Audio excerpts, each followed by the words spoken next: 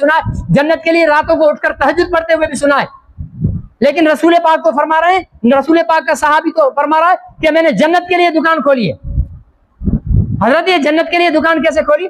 फरमाया कि मैंने रसूल पाक सल्लल्लाहु अलैहि वसल्लम से सुना था कि जो दुकानदार जो ताजिर एक चीज बेचे, कस्टमर लेकर चला जाए, फिर उसमें कोई ऐब भी ना हो, कोई खराबी भी ना हो, वो कस्टमर वापस आएगा, यार ये मैंने नहीं लेनी है, ये वापस कर लो, हंसकर मुस्कुराकर खुशी के साथ वो चीज वापस करे और उसको अपने पैसे वापस लौटा दे। फरमाया इस ताजिर का मैं मोहम्मद रसूलुल्लाह जन्नत का जामिन हूं। दुकान से मिल गई जन्नत भाई। हमारा ताजिर लेना ही नहीं चाहता जन्नत, तो अब उसकी मर्जी है, वरना तो दुकान से भी जन्नत मिल जाती है, निकाह से भी जन्नत मिल जाती है, रोटी खाने से भी जन्नत मिल जाती है, पानी पीने से भी जन्नत मिल जाती है, जमींदारा करने से भी जन्नत मिल जाती है। तरीका नबी का होना चाहिए। अब नबी के तरीके का खुलासा क्या है? नबी के तरीके का खुलासा है पूरा दीन। नबी के तरीके का खुलासा क्या है? पूरा दीन।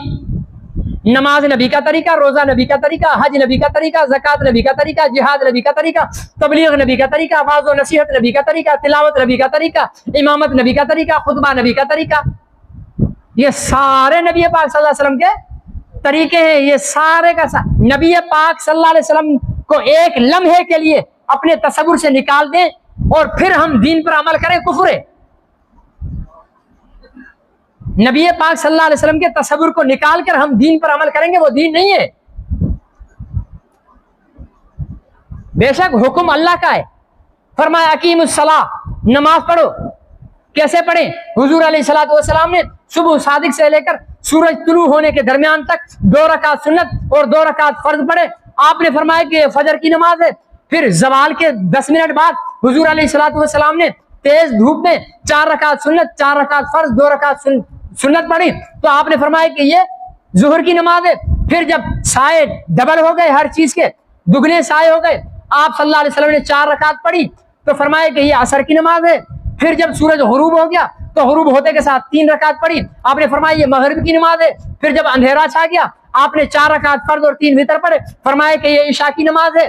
तो हुक्म तो अल्लाह का है, लेकिन नमाज पढ़कर तरीका बताने वाला कौन है? जिसको मोहब्बत है वो नाम आवाज बुलंद आवाज से ले, मोहम्मद रसूलुल्लाह सल्लल्लाहु अलैहि वसल्लम। ठीक है ना जी? ये तरीका हमें मोहम्मद रसूलुल्लाह सल्लल्लाहु अलैहि वसल्लम। अल्लाह ने फरमाया कि आतु ज़कात, ज़कात अदा करो। कैसे अदा करें? अल्लाह ताला ने कुरान में नहीं बताया, हुजूर अलैहिस्सलातु वस्सलाम ने फरमाया कि जो मालदार है, जिसके पास इतना माल है, साल गुजर गया है, वो अपने माल में से 2.5%, 100 रुपए में से 2.5 रुपए, ये अल्लाह का माल है, ये गरीबों में मिस्कीनों में तकसीम कर दे। तो ज़कात हुक्म अल्लाह का, तरीका मोहम्मद रसूलुल्लाह सल्लल्लाहु अलैहि वसल्लम का। अल्लाह ताला ने फरमाया वातिमुल हज, अपने हज को पूरा करो। अब कैसे हज को पूरा करें? हुजूर अलैहिस्सलातु वस्सलाम ने एहराम बांधा, हुजूर अलैहिस्सलातु वस्सलाम ने एहराम की नियत की, 2 रकात पढ़ी, फिर उस एहराम के अंदर मक्का मुकर्रमा आए, काबतुल्लाह का तवाफ किया, जमजम का पानी पिया, 2 शुक्राने अदा किए, सफा मरवा की सई की। फिर 8 तारीख को मिना की तरफ रवाना हुए, 9 तारीख अरफात की तरफ गए, रात को वहां से वापस आए, मुजदलिफा में आकर मगरिब और इशा की नमाजें साथ पढ़ी। फिर वापस सुबह को मिना की तरफ आए और मिना में आकर कुर्बानी की।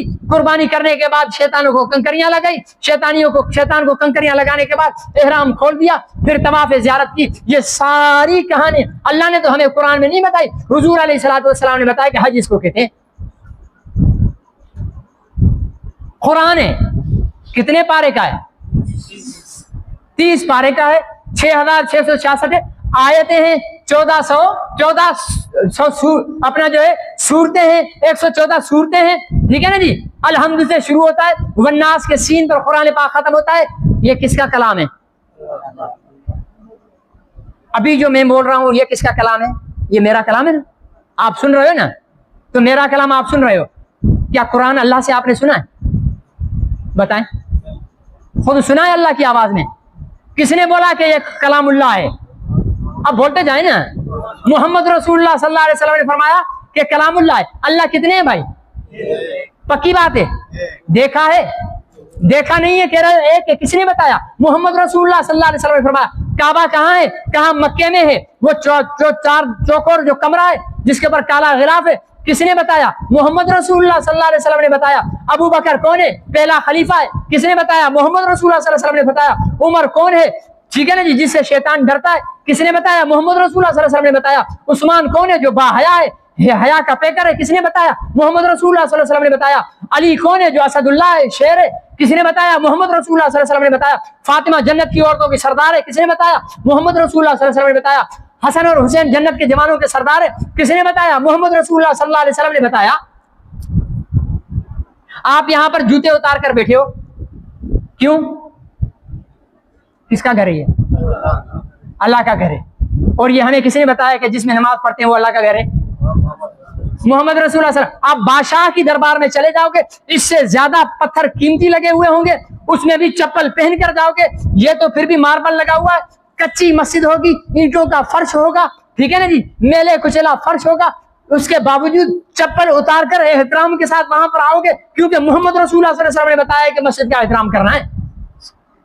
मेरे सामने आप बैठे हुए हो, कोई दोजानों बैठा हुआ है, कोई अदब और एहतराम से बैठा हुआ है, ध्यान से बातें सुन रहे हो। कोई मदारी आकर यहाँ पर बैठता तो आप बात सुनते? नहीं सुनते। मेरी बात क्यों सुन रहे हो? कोई राशिद मदनी का कमाल है क्या? नहीं नहीं। कोई अहमद मियां हमादी का कमाल है क्या? नहीं नहीं। हुजूर अलैहिस्सलाम ने फरमाया, अल उलमा वरसतुल अंबिया, उलमा नबियों के वारिस है, इसलिए तुम सुनने लगे। मोरी राशिद भी मौलवी है, ये भी नबी का वारिस है, इससे दीन सीख लेते हैं। हमारी कोई भी नेकी, कोई भी इबादत, कोई भी अमल, उसको शुरू करोगे, जब इंतहा पर पहुंचोगे तो उसकी बुनियाद में मोहम्मद रसूलुल्लाह सल्लल्लाहु अलैहि वसल्लम का वजूद नजर आएगा आपको। ऐसा कोई अमल नहीं है जो मोहम्मद रसूलुल्लाह सल्लल्लाहु अलैहि वसल्लम ने बताया हो। एक यहूदी आया, सहाबा से कहने लगा, अजीब है, तुम्हारा नबी तो तुम्हें छोटी छोटी बातें बताता है। तो सहाबा इकराम ने फख्र से कहा, हाँ, हमें तो हमारे नबी इजार बांधने का भी तरीका बताते हैं। वाशरूम में कौन सा काम है जो हुजूर अलैहिस्सलातु वस्सलाम ने हमें नहीं बताया? क्या नहीं बताया कि सोना कैसे है? क्या नहीं बताया कि उठना कैसे है? क्या नहीं बताया कि चलना कैसे है? क्या नहीं बताया कि तिजारत कैसे करनी है? क्या नहीं बताया कि सियासत कैसे करनी है? क्या नहीं बताया कि हुकूमत कैसे करनी है? क्या नहीं बताया कि मजदूरी कैसे करनी है? क्या नहीं बताया कि कपड़े उतारने कैसे हैं, कपड़े पहनने कैसे? क्या नहीं बताया कि घर में दाखिल कैसे होना है, घर से निकलना कैसे? क्या नहीं बताया जब सफर में जाओ तो क्या करना है? क्या नहीं बताया कि जब बीमार कोई हो जाए तो क्या करना है? क्या नहीं बताया कि तुम्हारा बच्चा खुश हो रहा हो, खिलखिला रहा हो, हंस रहा हो तो तुमने क्या करना है? क्या नहीं बताया कि जब तुम पहली रात अपनी बीवी के पास जाओ तो तुमने किस तरीके के साथ अपनी जिंदगी का आगाज करना है? क्या नहीं बताया हुजूर अलैहिस्सलातु वस्सलाम ने कि जब हवा तेज हो जाए तो क्या करना है, जब हवा बंद हो जाए तो क्या करना है, जब गर्मी शदीद हो जाए तो क्या करना है, जब सर्दी शदीद हो जाए तो क्या करना है, जब बारिश बंद हो जाए तो क्या करना है, जब बारिशें बहुत ज्यादा हो जाए तो क्या करना है, सूरज गिरहन हो जाए तो क्या करना है, चांद गिरहन हो जाए तो क्या करना है। एक एक चीज, वॉशरूम में जाना कैसे, वॉशरूम से आना कैसे, कब मस्जिद में जाना है तो कौन सा कदम पहले दाखिल करना है, कौन सा बाद में दाखिल करना है, निकलते हुए पहला कदम कौन सा निकालेंगे, वॉशरूम में जाते हुए पहला कदम कौन सा रखेंगे, निकलते हुए कौन सा कदम पहले रखेंगे, घर में जाएंगे तो क्या पढ़ेंगे, घर से निकलेंगे तो क्या पढ़ेंगे, तुम्हारा बच्चा तुम्हारे सामने हंस रहा है तो तुमने क्या पढ़ना है। एक एक चीज मैं चैलेंज करता हूं, मुसलमान तो मुसलमान है, मैं काफिरों को भी चैलेंज करता हूं कि इस 24 घंटे वाली जिंदगी में से कोई एक अमल बता दे जो कहते हो कि तुम्हारे दीन में इसकी तालीम तुम्हारे नबी ने नहीं दी है। सबकी दी है।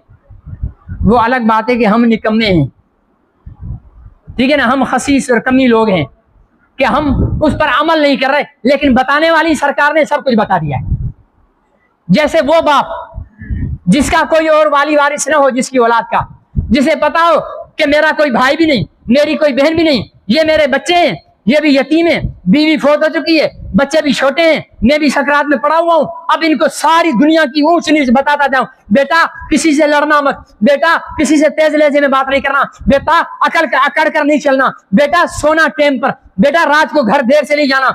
ये सारी बातें वो बाप अपने बेटे को क्यों समझाता है? इसलिए समझाता है कि अब मेरे बाद इसको कोई समझाने वाला मेरी औलाद को नहीं होगा। बिल्कुल इसी तरह हमारे वालिद, रूहानी वालिद हजरत मोहम्मद रसूलुल्लाह सल्लल्लाहु अलैहि वसल्लम, उन्हें पता था कि मैं आखिरी नबी हूं, मेरे बाद कोई नबी नहीं आएगा और मेरी उम्मत को कोई नहीं समझाएगा, तो उन्होंने दिल जान लगा दी, पत्थर खा लिए, ताने बर्दाश्त कर लिए, गालियां सह ली और जो साहिर कहा गया, पागल कहा गया, कौन कौन सा ताना नहीं दिया, सजदे की हालत में ऊंट की ओजड़ियां डाली गई, ताइफ के मैदान में जिस्म को लहूलुहान कर दिया गया, ठीक है ना। सारी कुर्बानियां देने के बाद भी उन्होंने पूरा जोर लगा दिया, मेरी उम्मत देखो सोना हो तो ऐसे सोना, मेरी उम्मत जागना हो तो ऐसे जागना, मेरी उम्मत खाना हो तो ऐसे खाना, मेरी उम्मत पीना हो तो ऐसे पीना, मेरी उम्मत तिजारत करनी हो तो ऐसे करना, मेरी उम्मत ये काम करना है तो ऐसे करना, मेरी उम्मत सजदा यूं करना, रुकू यूं करना, क़ियाम यूं करना, अतहियात यूं पढ़ना, मेरी उम्मत रोजा यूं रखना, मेरी उम्मत रोजे में ये बात नहीं करना, ये काम नहीं करना, मेरी उम्मत हज यूं करना है, ये काबा है, ये मदीना है, ये मक्का है, ये जमजम है, ये मुल्तजिम है, ये हजर अस्वद है, ये मिना है, ये अरफात है, ये मुजदलिफा है। एक एक चीज हजरत मोहम्मद रसूलुल्लाह सल्लल्लाहु अलैहि वसल्लम ने हमें यूं बताई है कि उन्हें पता था कि मेरी उम्मत का और कोई वाली वारिस नहीं होगा, मैं उनको पूरा दीन निचोड़ कर दे दूं। दिया या नहीं दिया? सब नहीं बोलते, दिया ना, कोई चीज रही? अब सवाल ये, इतनी लंबी ये मेरी तमहीद थी, ठीक है ना, इतनी लंबी तमहीद के बाद एक सवाल है कि हम इस दीन पर अमल क्यों नहीं कर रहे? बेचारे तबलीग की जमात वाले हमें 4 महीनों के लिए निकाल कर ले जाते हैं, चिल्ले लगवा लेते हैं, साल लगवा लेते हैं, ठीक है ना जी, बैरून लगा देते हैं, लेकिन बस जब तक चल रहे होते हैं जमात में उस वक्त तक ठीक पक्के मोमिन बने होते हैं, वापस आ जाते हैं, डंडी मारना शुरू कर देते हैं। मसला क्या है? क्यों नहीं हम 100% दिन? मैंने ऐसे देखे तबलीग वालों ने बेचारों ने मेहनत की, 4 महीने लगाए, माशाल्लाह इतनी बड़ी दाढ़ी, इतना बड़ा अमामा, सफ़े अव्वल में नमाज पढ़ रहा है, 4 महीने और गुजरे, दाढ़ी भी मुंड गई, पट्टा भी खत्म। बहुत से मैंने ऐसे देखे। क्यों होता है ऐसे? और हमें नमाज पढ़ने में तकलीफ क्यों होती है? हमें दाढ़ी रखने में तकलीफ क्यों होती है? हमें सर पर अमामा पहनने में तकलीफ क्यों होती है? हमें रोजा रखने में तकलीफ क्यों होती है? हमें हज करने पर पैसा खर्च करते हुए तकलीफ क्यों होती है? मेले मलाखड़ों में और पता नहीं किन किन खराफात में हम लाखों रुपए तकसीम कर देते हैं, लेकिन हज की बात आएगी, यार 14 लाख का हज कौन करेगा? ज़कात देते हुए हमें बुखार आता है, दोस्तों को लाखों के खाने खिला देते हैं, डिनर और लंच उनको करा देते हैं, उसकी कोई परवाह नहीं होती। क्यों भाई? दुनिया का उसूल है कि बात उसकी मानी जाती है जिससे मोहब्बत होती है। सही है, गलत है? मोहब्बत होगी, मोहब्बत के लिए महबूब डंडा लेकर आपसे बात नहीं मनवाएगा, अगर वाकई वो तुम्हारा महबूब है, ठीक है ना। आशिक को माशूक डंडा देकर नहीं करेगा। मोहब्बत की तो ये अदा है कि महबूब कह दे मुझे ठंडा पानी पसंद है, तो पसंद का दाल बाद में करेगा, पहले महबूब पानी ठंडा लेकर उसके पास पहुंच जाएगा।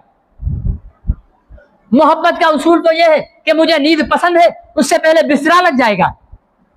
मोहब्बत का उसूल तो यह है कि मुझे ठंडी छांव पसंद है, दरख्त के नीचे चारपाई लग जाएगी।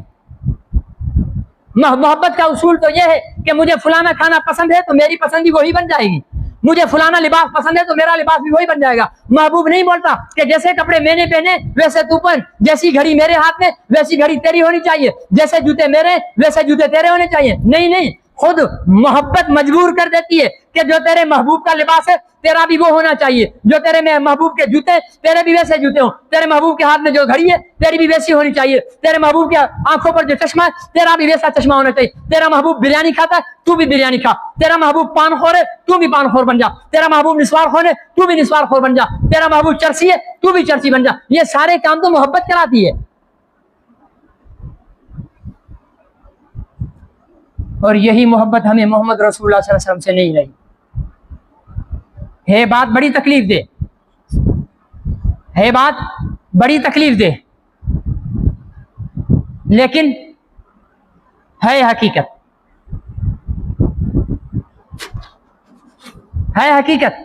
अगर हमारे दिल में हकीकी माना में नबी पाक सल्लल्लाहु अलैहि वसल्लम की मोहब्बत हो तो हमें नमाज पढ़ने में एक सुरूर मिलेगा, एक राहत मिलेगी, एक सुकून मिलेगा।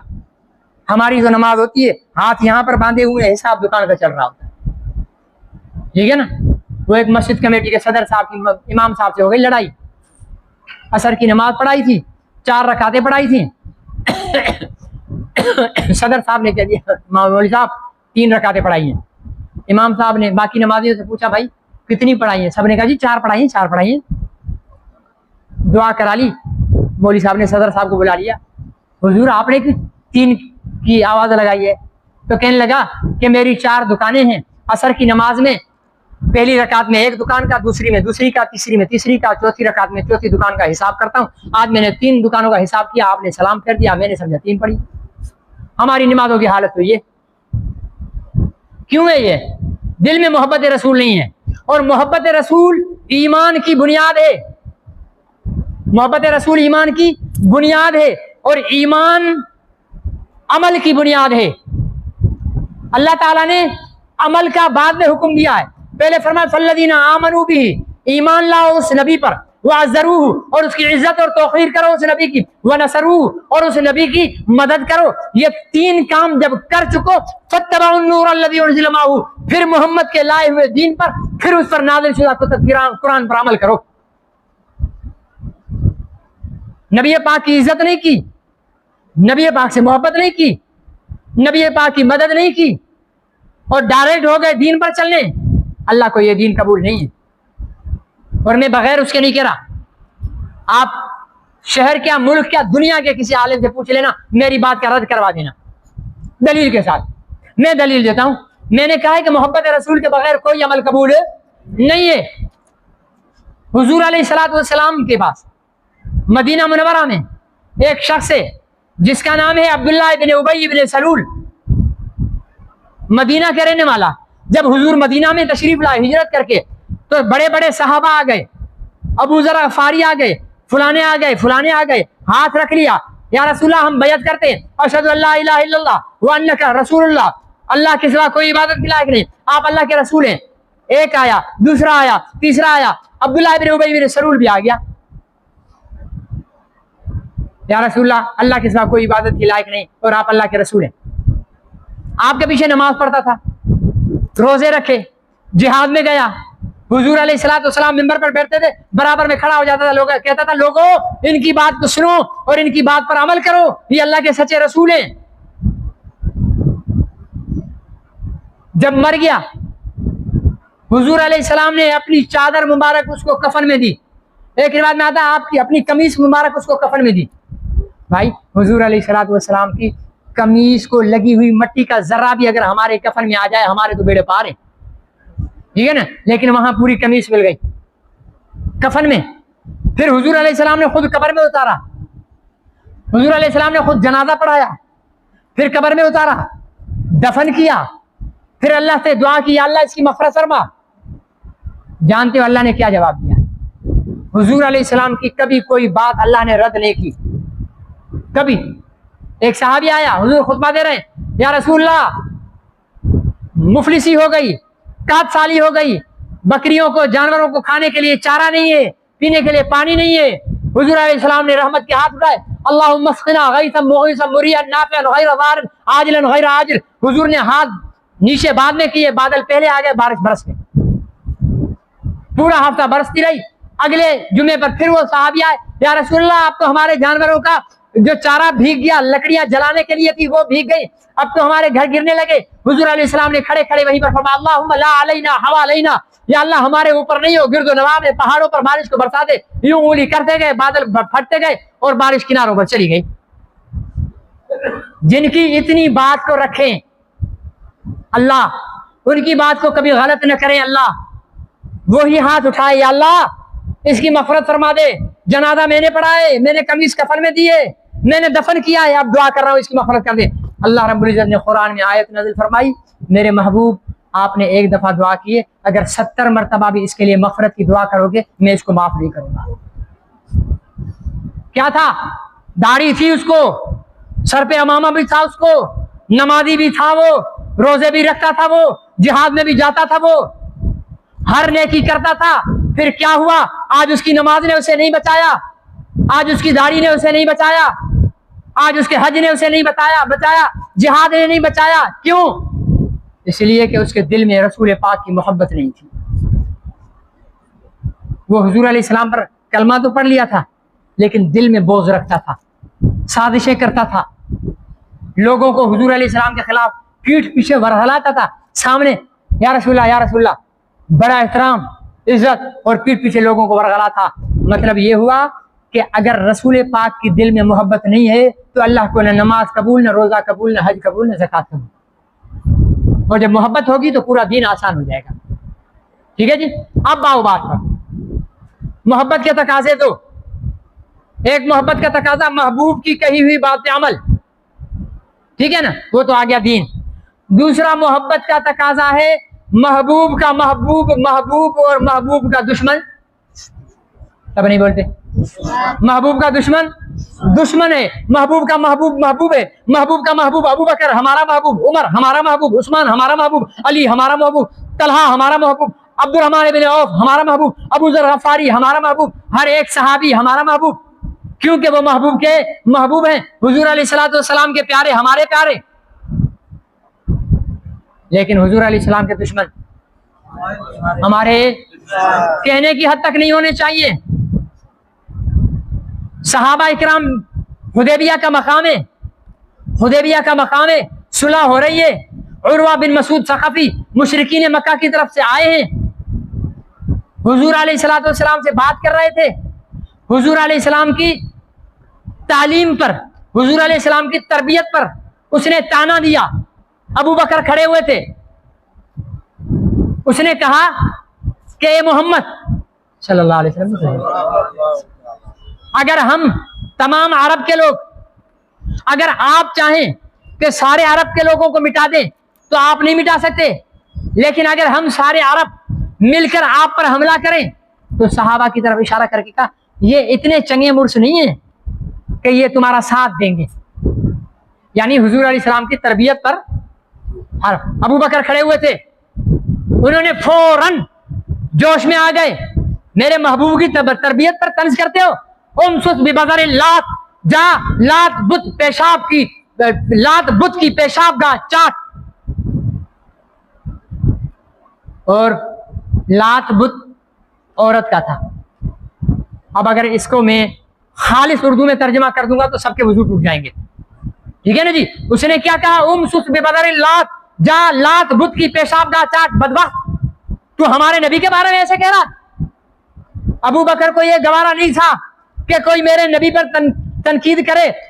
एक यहूदी आया, एक मुनाफिक आया, या रसूलल्लाह हमारा झगड़ा हो गया है। हुजूर अलैहिस्सलाम ने हक यहूदी का था, आपने यहूदी को हक में फैसला दे दिया। मुनाफिक को चैन नहीं आया, मुनाफिक मतलब जाहिर में मुसलमान, मुनाफिक को चैन नहीं आया। उसने कहा यार दिल में उमर जो है ना वो बड़े सख्त है काफिरों के लिए, मैं उमर के पास फैसला लेकर जाता हूँ। यहूदी से कहा चलो उमर के पास चलते हैं। पहले फैसला किससे करवाया? रसूल पाक से फैसला करवाया। रसूल पाक ने फैसला दिया यहूदी के हक में, क्योंकि हक भी उसी का था। मुनाफिक को चैन नहीं आया, वो फौरन उस यहूदी को कहता चलो उमर के पास चलते हैं। दरवाजा बजाया, उमर आए, बाहर निकले। हाँ भाई क्यों आए हो? कहने लगे आपसे फैसला करवाना है। किस बात का करवाना है जी? ये कैसे? उमर फैसला करने लगे। यहूदी ने कहा उमर एक बात सुन ले, जिस झगड़े का फैसला हम तुझसे करवाने के लिए तेरा मुसलमान भाई आया है ना, इस झगड़े का फैसला तेरे नबी पहले कर चुके हैं मेरे हक में। फैसला मेरे हक में कर चुके। तो हजरत उमर ने कहा अच्छा मखामक मखामक थे मैं आया। घर गए, तलवार ली और उस मुनाफिक की गर्दन उतार दी कि बदबख्त मेरे नबी के फैसले के बाद तू फैसला करवाता है। अरे सहाबा तो ये बर्दाश्त नहीं कर सकते।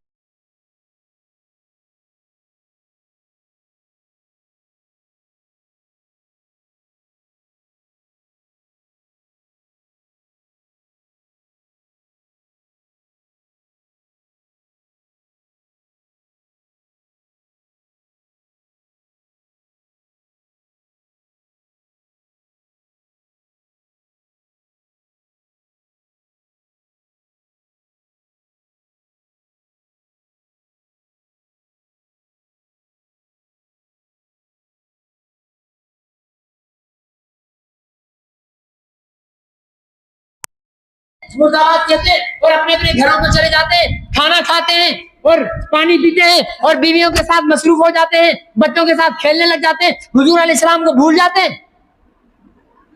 हमने अमली तौर पर हुजूर अलैहिस्सलाम के लिए क्या किया है? भाई दीन तो बाद में है, रसूल पाक पहले हैं। रसूल पाक की खत्म नबूवत, रसूल पाक की इज्जत और नामूस महफूज होगी तो तेरी मस्जिद भी बचेगी। रसूल पाक की खत्म नबूवत महफूज होगी तो तेरा मदरसा भी बचेगा। रसूल पाक की खत्म नबूवत महफूज होगी तो तेरा दीन भी बचेगा। अगर रसूल पाक की खत्म नबूवत महफूज नहीं है तो सब बेकार है। इसलिए जरूरत इस अमर की है कि हमें जो रसूल पाक ने हम पर एहसानात किए हैं, जो हमारे लिए रोए हैं, हम उन एहसानात का बदला तो नहीं चुका सकते, लेकिन कुछ ना कुछ तो कर लें। बाज सूफी साफी मेरे जैसे बस बैठे हुए 5 वक्त की नमाज पढ़ रहे हैं, रोजा रख रहे हैं, हज कर लिया, ज़कात हर साल दे देते हैं, तहज्जुद भी पढ़ते हैं, कुरान की तिलावत भी करते हैं, रसूल पाक की तौहीन का वाक़या हो जाए उसे कुछ भी फर्क नहीं पड़ता। रसूल पाक की इज्जत पर, आबरू पर हमला हो जाए, आपके खत्म नबूवत पर हमला हो जाए, वो कहता है मैं नमाज पढ़ रहा हूं। मैं आपसे एक मिसाल मैंने आज जुमे में अपना मीटिंग में अपने साथियों के सामने दी। मैंने कहा भाई एक बाप है, फर्ज कर लो मैं हूं, मेरी मार्केट में एक बहुत बड़ी दुकान है, मेरे 2 बेटे हैं, ठीक है ना जी, मेरे 2 बेटे हैं, एक नजीर है एक तैयब है। अब दोनों को मैंने बूढ़ा हो गया हूं। मैंने कहा भाई मैंने शादी से लेकर अब तक दुकान संभाली है, अब तुम जवान हो गए हो, अब तुम दोनों जाओ और सुबह सुबह को दुकान खोला करो, ठीक है ना, दुकान खोला करो, झाड़ू लगाया करो, कपड़ों की सेटिंग कर लिया करो, कपड़े सजा कर रखा करो, बत्तियां वत्तियां जला लिया करो। दोनों बेटों ने हाथ बांधे, बात मान ली। सुबह जब हुई, नमाज पढ़कर मैं वापस सो गया कि मेरे बच्चे जाएंगे दुकान पर। जब मैं उठा, बेगम से पूछा कौन गया, कहा जी वो फलाना बेटा गया है, और वो दूसरा कह लगे वो तो सोया हुआ है। 12 बज गए, मैं दुकान पर गया, बेटे घर जाकर दुकान पे जाकर मैंने बेटे से पूछा भाई वो तेरा दूसरा भाई, कह लगा अब्बा जी वो तो सोया हुआ है। तो मुझे गुस्सा आएगा नहीं आएगा, नाराज होऊंगा या नहीं होगा, होगा ना, मेरी बात खत्म होने वाली है। नाराज हो जाऊंगा, मुझे गुस्सा आएगा, उसका अमल ये पसंद नहीं आएगा मुझे, मैं रोज उसे कहूंगा जा भाई जा भाई जा भाई।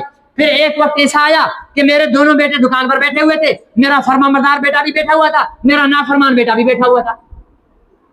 फिर दुकान पर चंद बदमाश आए, उन्होंने मेरी दाढ़ी पकड़ी, मुझे घोंसे मारने लगे, मेरे अमामे को खींचा, नीचे गिरा दिया। अब जो मेरा फरमाबरदार बेटा था, पाबंदी से दुकान खोलने वाला, वो चुप करके बैठा हुआ देख रहा है, और वो जो मेरा नाफरमान बेटा था, जो कभी दुकान पर आया ही नहीं था, उसने देखा, बाजू चढ़ाए, डंडा देखा, उठाया, और अब्बू की पगड़ी पर हाथ डालने वालों और अब्बू को घोंसे लगाने वालों को मार मार कर दुम्बा बना दिया, उनका खून निकाल दिया, सर फाड़ दिए। अब मुझे बताओ कि अब्बा फरमाबरदार से खुश है या नाफरमान से खुश है? सोच कर बताओ, नाफरमान से खुश है, क्योंकि सारी नाफरमानियों की तलाफी कर दी आज इसने। सारी जिंदगी कहना नहीं माना, लेकिन जब जान देने का वक्त आया तो ये बेटा उठा और अपनी जान दांव पर लगाकर और अब्बा की इज्जत पर खेलने वालों के साथ मुकाबला किया। बिल्कुल यही मिसाल है मेरे भाइयों। मेरे नबी ने कहा है नमाज पढ़ो, मेरे नबी ने कहा है रोजा रखो, मेरे नबी ने कहा है हज करो, मेरे नबी ने कहा है दाढ़ी रखो, मेरे नबी ने कहा है अमामा पहनो, मेरे नबी ने कहा है तहज्जुद पढ़ो, मेरे नबी ने कहा है कुरान पढ़ो, मेरे नबी ने कहा है मेरे तरीकों पर अमल करो। अब हम सूफी बन गए, हमने दीन पर अमल किया, नमाज भी पढ़ी, रोजा भी रखा, हज भी किया, ज़कात भी दी, सब कुछ किया, उसके बाद दाढ़ी भी रख ली, अमामा भी पहन लिया, कोई नफिल नहीं छोड़े, चाश्त हमने पढ़ी, इशराक हमने पढ़ी, अवाबीन हमने पढ़ी, इजाफी नवाफिल हमने पढ़े, तहज्जुद हमने पढ़ा, तस्बीहात हमने पढ़ी, सारे काम कर लिए। हमारे सामने एक बदबख्त उठता है, हुजूर अलैहिस्सलाम की इज्जत और नामूस पे हमला करता है, लेकिन मैं तहज्जुद में बैठा हुआ हूँ। हुजूर अलैहिस्सलाम की इज्जत पर हमला होता है, मैं सज्जे में पड़ा हुआ हूँ। हुजूर अलैहिस्सलाम की इज्जत पर हमला होता है, मैं काबे के तवाफ कर रहा हूँ। हुजूर अलैहिस्सलाम को गालियां मिलती है, मैं रोजा रखकर दुआएं कर रहा हूँ। हुजूर अलैहिस्सलाम की इज्जत और नामूस और खत्म नबूवत पर डांटा पड़ता है, मैं तस्बीह पढ़ने में बैठा हुआ हूँ। याद रखो हमारे आमाल, हुजूर अलैहिस्सलाम ने फरमाया हर जुमेरात को और हर पीर को मेरी उम्मत के आमाल मेरे सामने पेश होते हैं, फरिश्ते ले जाते हैं। जब हुजूर अलैहिस्सलाम को पता चला होगा कि फ्रांस ने सरकारी सतह पर अपनी इमारतों पर आपके कार्टून बनाए हैं, तो पूछा तो होगा ना कि मेरे उम्मती कहाँ है? तो फरिश्तों ने कहा होगा या रसूलल्लाह आपके उम्मतियों से मस्जिदें भरी पड़ी है, मस्जिदें तो भरी हुई है, मेरी इज्जत का बदला किसने लिया? मदरसे तो भरे हुए, मेरी इज्जत का बदला किसने लिया? पीर तो बना लिए, मेरी इज्जत का बदला किसने लिया? ये तो पूछा होगा ना।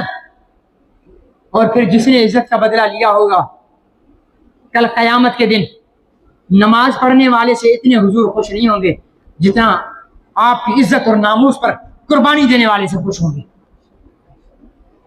इसका मतलब ये नहीं है दुआ के बाद जाकर आपस में, यार मौलवी साहब ने तो कह दिया कि नमाज पे कोई सवाब नहीं है। आप भी मतलब तो अपनी मर्जी का निकालते हो ना, बात को समझते नहीं। अपनी नमाज अपनी जगह बरहक, रोजा बरहक, अजर सवाब, जन्नत मिलेगी। लेकिन मेरा मकसद ये है कि मोहम्मद रसूलुल्लाह की मोहब्बत के बगैर कोई अमल कबूल नहीं। और मोहम्मद रसूलुल्लाह की मोहब्बत जिस दिल में होगी, रसूल पाक की हक नबूवत के मुनकिरों, रसूल पाक